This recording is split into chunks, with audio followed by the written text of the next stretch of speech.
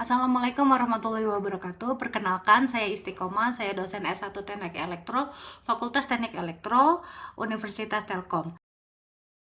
Pada video ini, saya akan melaksanakan pembelajaran pada mata kuliah pembelajaran mesin dan aplikasi dengan kode mata kuliah TEI 4N3. Mata kuliah ini memiliki bobot 3 SKS yang diselenggarakan pada semester 6 atau semester 7 program studi S1 Teknik Elektro. Video pembelajaran ini merupakan pertemuan pertama dengan topik konsep dasar machine learning. Untuk deskripsi mata kuliah pembelajaran mesin dan aplikasi membahas pembelajaran mesin beserta aplikasi yang berkorelasi nantinya dengan teknik elektro. Tipe pembelajaran mesin yang akan dipelajari meliputi supervised learning, unsupervised learning, dimensional reduction, dan sedikit pengenalan mengenai pembelajaran dalam atau deep learning. Mahasiswa tidak hanya mempelajari konsep dan cara kerja algoritma, tetapi juga nantinya mengimplementasikan algoritma pembelajaran mesin menggunakan perangkat lunak atau dengan menggunakan bahasa pemrograman Python untuk membuat atau mendevelop model yang akan dihasilkan. Mata kuliah ini mendukung Program Learning Outcome atau PLO program studi.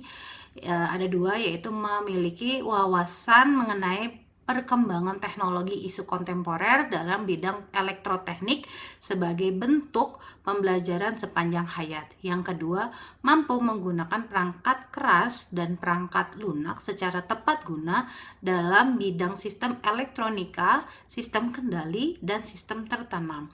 Untuk course learning outcome pada mata kuliah ini ada 3. Yang pertama, mahasiswa dapat menjelaskan konsep pembelajaran mesin menyangkut metode dan data. Yang kedua, mahasiswa dapat mendeskripsikan ide dasar dan cara kerja algoritma pembelajaran mesin terkini. Yang ketiga, mahasiswa dapat mengimplementasikan pembelajaran mesin yang populer dengan menggunakan perangkat lunak seperti dan dikembangkan dengan menggunakan bahasa pemrograman Python.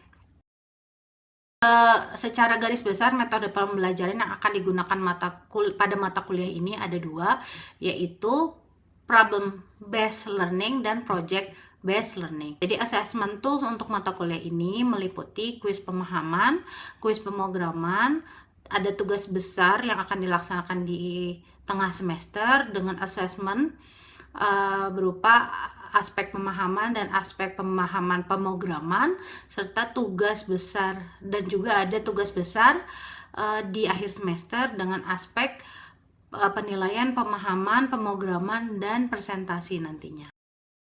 Pertemuan pertama nantinya hanya fokus pada CLO 1, yaitu mahasiswa dapat menjelaskan konsep pembelajaran mesin menyangkut metode dan data. Jadi hasil pembelajaran yang diharapkan, mahasiswa mampu menjelaskan definisi pembelajaran mesin, menyebutkan jenis pembelajaran dan algoritma pembelajaran mesin, menyebutkan dan membedakan tipe-tipe pembelajaran mesin, serta memberikan contoh aplikasi pembelajaran mesin dalam bidang teknik elektro. Untuk model pembelajaran pada pertemuan pertama adalah problem based learning, di mana nantinya akan pengalaman pembelajaran berupa kuliah dan diskusi mengenai contoh-contoh atau konsep-konsep pembelajaran mesin atau machine learning. Oke, selanjutnya kita akan masuk ya proses pembelajaran pertemuan pertama dengan topik konsep dasar pembelajaran mesin. Terima kasih. Oke, assalamualaikum warahmatullahi wabarakatuh. Selamat siang. Oke, gimana kabarnya teman-teman di sini, sehat kan ya? Karena buat belajar mata kuliah ini kalian harus sehat dulu ya, karena ini kan mata kuliah yang notabene lumayan sulit.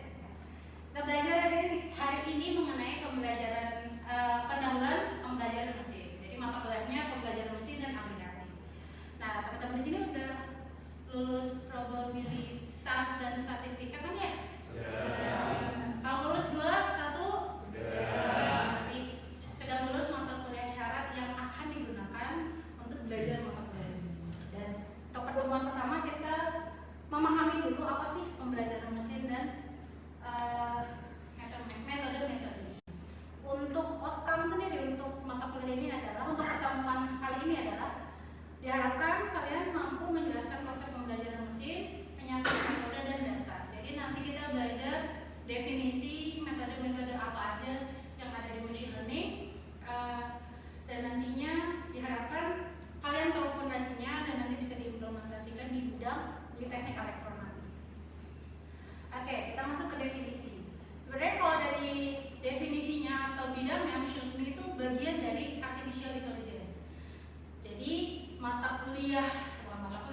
bidang cakupan luasnya itu dari AI. Jadi kalau AI sendiri program yang mampu belajar dan berpikir layaknya manusia. Dan untuk berpikir layaknya manusia itu ada banyak metode yang bisa mendeskripsikan ini, salah satunya adalah machine learning. Kalau machine learning sendiri adalah algoritma dengan kemampuan belajar tanpa secara eksplisit kalian harus memprogram. Jadi si algoritmanya itu bukan kalian yang membuat, tapi si mesin itu sendiri. Tapi gimana cara si mesin untuk mempelajari dan menciptakan algoritma itu? Nah, nanti ada korelasinya dengan data. Tadi kan kalau kita lihat di outcome-nya kan di luaran pertemuan hari ini adalah ada data kan ya. Jadi nanti yang dipelajari oleh mesin adalah data dan kita nanti bisa mendapatkan algoritma dari data yang kita pelajari. Di machine learning sendiri ada subset lain yaitu deep learning. Nah, deep learning ini adalah pengembangan dari artificial neural network dan nanti kita pengembangan KNN itu jadi beberapa metode machine deep learning seperti CNN, RNN dan lain sebagainya. Oke, untuk bidangnya sendiri kan tadi saya udah tanyakan ya, kalian udah lulus statistik belum? Nah, karena sebenarnya machine learning itu adalah gabungan dari computer science dengan matematika dan statistik. Jadi ibaratnya kita mempelajari si mesin, mempelajari data dan menghasilkan algoritma itu berdasarkan konsep matematik, statistik dan nanti juga berdasarkan computer science. Oke, tadi belajar akan data ya. Oke, kita masuk ke sini. Di sini data ini apakah acak? Betul-betul acak atau apa? Acak ya? Menurut kalian acak, ada yang bilang tidak? Acak, udah kayak acak. Padahal enggak ya. Kalian udah tahu ini distribusi apa? Kalau di Prostat? Normal. Jadi sebenarnya data ini tuh enggak betul-betul acak. Kita bisa melihat distribusi dari datanya dan kita membuat pola distribusi dari datanya, di mana kita bisa tahu nilai titik tengah atau nilai rata-rata dari datanya dan kita bisa buat sebaran atau range datanya menggunakan standar deviasi. Jadi kita bisa bikin polanya. Kalau di Prostat kita udah belajar mengenai fungsi kepadatan atau probability density function. Nanti kalau di algoritma machine learning nanti kalian belajar tentang Gaussian mixture itu buat clustering, itu konsepnya juga pakai ini. Oke, kalau ini ada ya, sebenarnya polanya lurus ya. Kalau di persamaan garis kita bisa mempolain itu, mempolakan data ini dengan menggunakan fungsi regresi. Jadi kita bisa menggunakan fungsi regresi karena itu cuma lurus ya, bentuknya linear kalau kita sebutnya, makanya bisa menggunakan fungsi regresi linear. Kalau ini curve ya. Kalau di kalkulus, saya ingat di kalkulus dulu pada satu ya, di kalkulus 1 ya, ini tuh polanya seperti curve ya. Nah, jadi bisa kita polakan menggunakan persamaan polinomial order 2. Tapi kalau nanti datanya lebih nonlinear lagi, kita bisa naikkan ordernya dari order 2, 3 dan seterusnya. Oke, kalau ini mungkin tidak bisa dipolakan dengan garis, tapi kita bisa polakan dengan kedekatan datanya. Kita mapping distance dari satu data ke data lain dan kita bisa kelompokkan. Nah, ini. Jadi sebenarnya kalau dari datanya di sini satu data yang dekat ini menggambarkan satu tipe data, yaitu iris, sentosa, dan kalau ini iris, versi, color, dan yang berikutnya virginia. Dan ini melambangkan ada 3 kelas di dalam kelompok data. Jadi kita bisa polakan. Kalau kalian masih ingat Pythagoras dan lain sebagainya, itu konsep dasar untuk mapping semua data ini. Setelah kita lihat tadi ya, intro tadi, berarti kan kita bisa simpulkan ya, data itu secara umum punya pola sebenarnya, punya keteraturan, di mana kita bisa melihat korelasi antara variabel satu dan variabel lainnya. Jadi kalau data punya, kalau di statistik ada yang namanya korelasi ya, punya korelasi yang mendekati 1 atau mendekati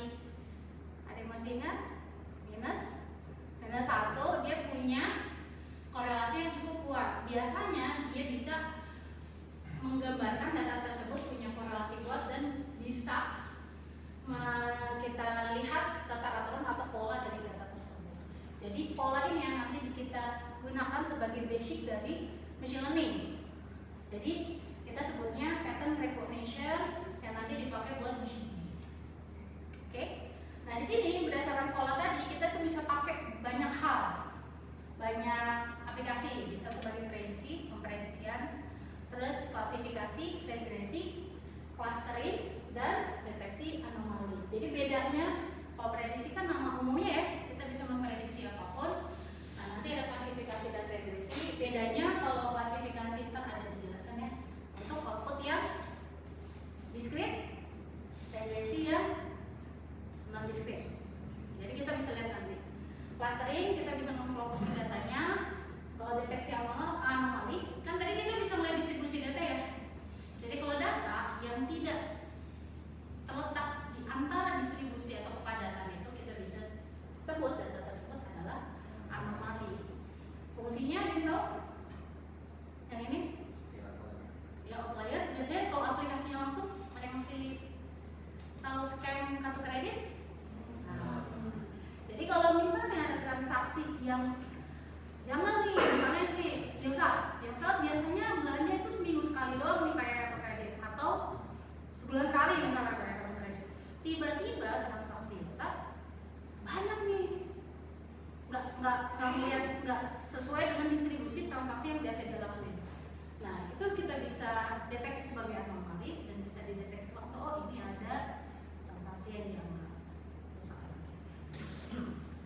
Oke, ini definisi secara detailnya. Ada machine learning dalam sains ya, untuk pemrograman komputer dapat belajar dari data. Tapi kalau saya lebih pengen ngomong di sini, jadi a computer program yang bisa belajar dari experience. Experience di sini sebutnya apa? Data, benar. With respect terhadap task, melihat task ya, dipakai buat apa? Memprediksi apa, outputnya apa, dan sebagainya. Tapi kita juga harus lihat performance-nya, kita harus ukur. Kalau di kelas saya yang AI, saya selalu mengajarkan semua metode AI itu harus terukur outputnya. Nah, ini kita harus lihat P-nya atau performance-nya. Dan nanti kita dari performance itu kita bisa learning terus-menerus sehingga performance-nya nanti sesuai dengan yang kita harapkan. Jadi contohnya di sini adalah spam filter pada email. Yang tahu? Sebenarnya kalau yang spam email kan udah pernah ngapain ya? Nah, kalau saya email yang saya anggap spam, biasanya saya checklist sudah jadi, oh ini spam. Jadi nextnya email serupa tidak akan masuk. Itu kita bisa sebut itu self labeling. Jadi nanti spam filter tag-nya itu sebagai, oh ini email spam, nanti di training datanya. Dan kalau kita terus menerus menambahkan data, mana nih email spam, biasanya akurasi email spam kita tuh akan jauh lebih akurat. Nah, ini ya kasus spam. Kalau misalnya tambah machine learning, biasanya kan kalau spam itu identiknya dengan kata-kata yang mengidentifikasikan spam. Biasanya apa sih? Penawaran kartu kredit, promosi kan ya.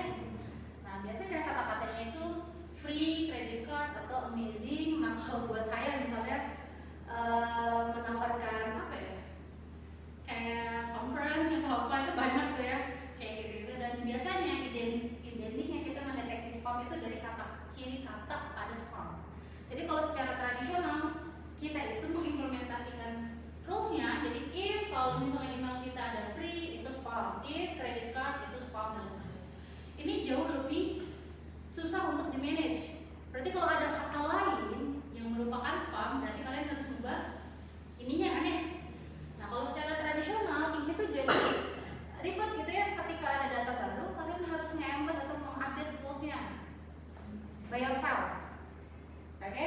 Jadi akan menghasilkan list aturan yang panjang kalau kalian punya list email-email yang menurut kalian spam ya, dan susah untuk di manage. Sedangkan kalau machine learning, jadi gimana? Recognize dari data. Kita cukup feeding atau memberikan data ke training model ML. Kita training, kita coba capture patternnya. Pattern itu kita pakai buat memprediksi, lalu kita evaluasi. Jadi kalau hasil yang akurasinya masih jelek, apa yang harus dilakukan? Training lagi ya, di-train, hasil diprediksi lagi, kita evaluasi lagi, seterusnya sampai kapan berhenti berarti? Sesuai evaluasinya atau nilai parameternya tadi, keakuratannya mencapai yang kita inginkan, misalnya 95% atau 99% misalnya, seperti itu. Dan di sini, apakah kalian membuat program? Memang membuat program, tapi bukan rules-nya, tapi program untuk hanya nge-training ya. Tapi dan itu bisa dilakukan secara otomatis dan lain sebagainya. Nah, kalau machine learning enaknya kalau tadi ada update data, kalian harus mengubah rules-nya langsung kan ya. Kalau di machine learning enggak, kalian cukup mengganti atau menambahkan atau mengupdate datanya ke training machine learning. Nanti code ini nggak berubah, mau yang sekarang, yang sebelumnya dan yang sekarang, kita training lagi dari ulang dan menghasilkan model baru. Oke, jadi kalian nggak usah nge-training, nggak usah susah-susah mengupdate modelnya. Bahkan kalau nanti sistem kalian udah otomatis, model tersebut bisa otomatis kalian embed ke sistem yang kalian mau launch. Semuanya bisa diotomatiskan. Jadi hasil model dapat diimplementasikan pada program dan jauh lebih pendek, nggak butuh disk yang lebih panjang. Dan untuk kalian sendiri, misalnya kalau kalian sebagai software engineer, ini gampang untuk di maintain. Tapi PR-nya apa di sini? Tuh, ambil data. Jadi data menjadi hal yang krusial dan datanya juga nggak boleh ya sembarangan ya. Nah itu nanti harus dianalisis itu dulu. Nah kalau machine learning itu ada yang namanya data science. Masih data science itu yang nanti mencoba memahami apakah data itu bisa atau enggak dipakai buat machine learning. Nah ini bagiannya ya comparisonnya ya. Kalau dia classical programming, rules dan data, rulesnya by siapa? Jadi rules, data, dan kita coba untuk menciptakan output yang sesuai dengan yang kita inginkan. Tapi kalau machine learning, kita punya data dan answernya, kita proses dalam machine learning dan kita nanti menghasilkan rulesnya ini. Oke? Sip. Dari tipe machine learning ada 3 sebenarnya, berdasarkan data yang digunakan atau data yang sudah punya label atau tidak. Kalau ini proses belajarnya on the fly itu model bisa diupdate saat diimplementasikan atau tidak. Sebutnya online atau offline learning. Nah kalau yang ketiga adalah bagaimana si model itu melakukan generalisasi.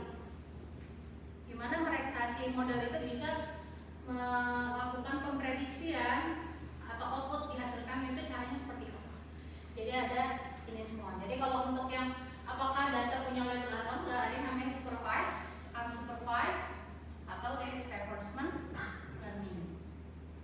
Oke, nanti kita bahas lebih lanjut. Kalau on the fly, ada yang namanya based learning atau tidak dapat online. Jadi data itu harus di training semua, terus baru bisa diimplementasikan. Kalau ada data baru, jadi diupdate lagi. Jadi data yang sebelumnya harus di retraining dengan data baru untuk mengupdate si modelnya atau si algoritmanya. Nah kalau online learning, dia bisa mengupdate modelnya saat model yang sebelumnya diimplementasikan. Kita hanya cukup men-training data baru dan mengupdate modelnya dan lain sebagainya. Kita jelasin, saya jelasin.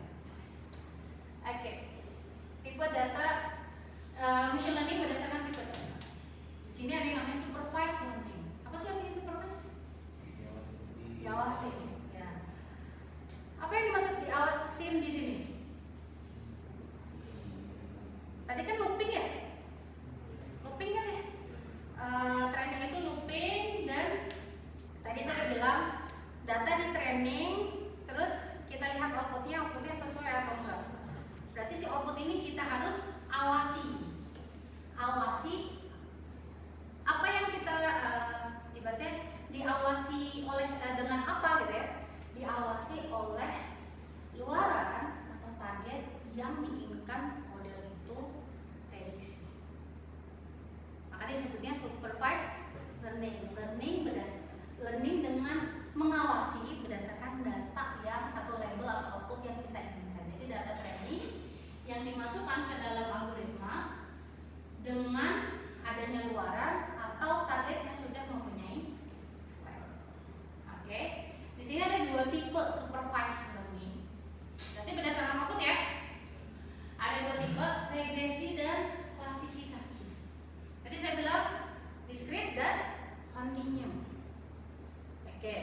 discrete dan continue. Di Profit juga ada yang namanya, ya kan ya, probability discrete dan continue sama.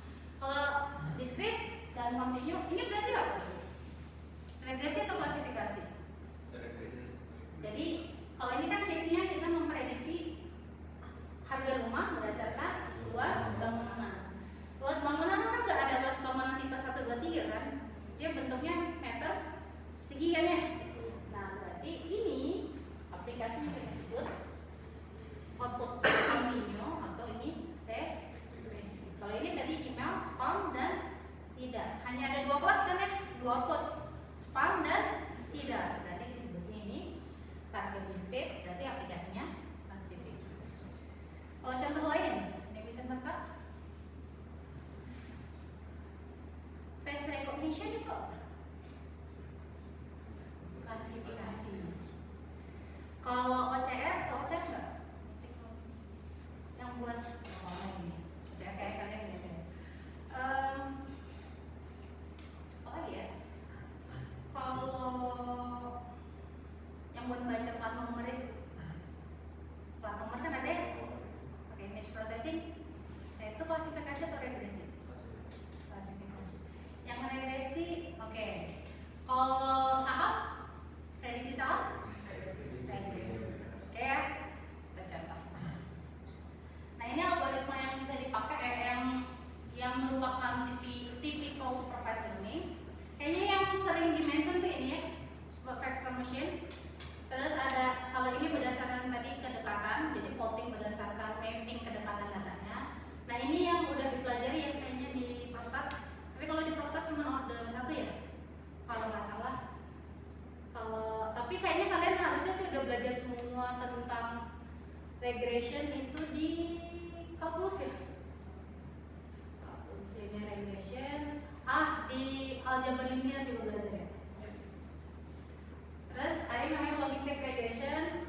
Ini walaupun dibilangnya regression, ini bukan buat aplikasi regresi ya, tapi klasifikasi.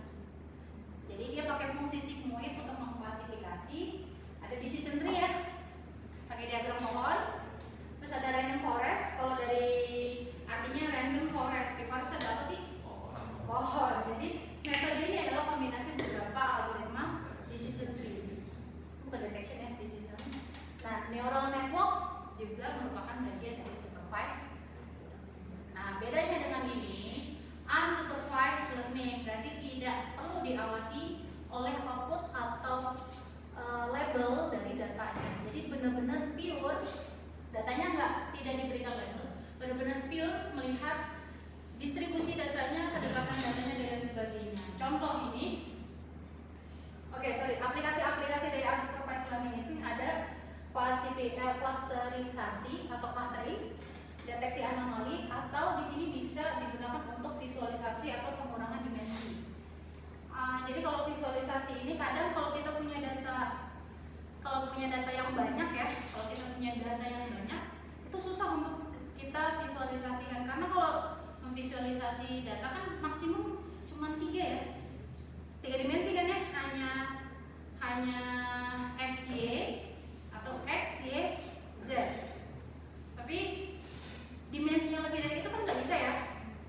Nah, untuk data analis itu akan susah. Nah, biasanya data-data yang dimensinya atau lebih dari 3 kita bisa reduksi, bukan dengan cara menghapus datanya. Kadang kita ubah dimensinya dari 4 ke 3, 9 ke 3 dan sebagainya. Nah, itu biasanya pakai konsep supervised learning.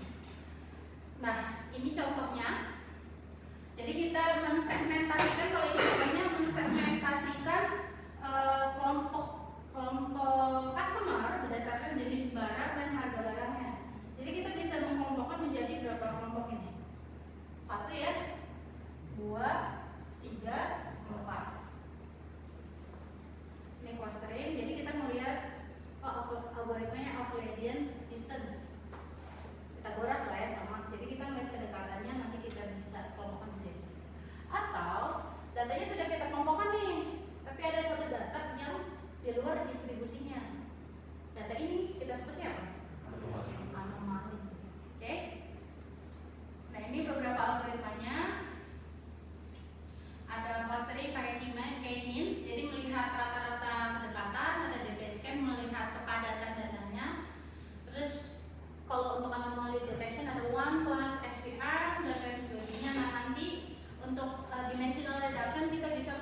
PCA, ini setahu saya di aljabar linear ada, sama kernel PCA. Nah, ini ada gabungan antara keduanya. Jadi kalau misalnya data kalian banyak, kalian bisa menggabungkan. Ibaratnya kalau di semi supervised ini, kita bisa labeling data-data. Kita bisa menggabungin dua algoritma ini, supervised dan unsupervised. Caranya, ya, dari banyak data ini kita cukup labelkan beberapa data. Lalu kita lakukan apa berarti? Mengelompokkan data ya. Ini supervised ya. Ini kelompok 1 data, ini kelompok 2. Berarti kita bisa asumsikan satu kelompok ini punya label yang sama. Jadi semua label ini akan dikelompokkan menjadi segitiga. Kalian ini. Jadi karena labeling itu butuh waktu ya, maka kita bisa melakukan hal ini. Atau reinforcement. Kalau ini nggak ada label, nggak ada apa, jadi si agent ini learning by environment. Jadi contohnya dia tuh mengobservasi lingkungannya.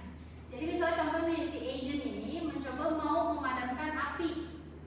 Jadi si agent ini mencoba untuk melakukan action, dan kita setiap action yang benar kita kasih reward, setiap action yang salah kita berikan punishment. Nah, misalnya nih contoh pertama di training pertama si agent ini akan memadamkan api, dan berikutnya karena salah dia akan minus 50, jika benar akan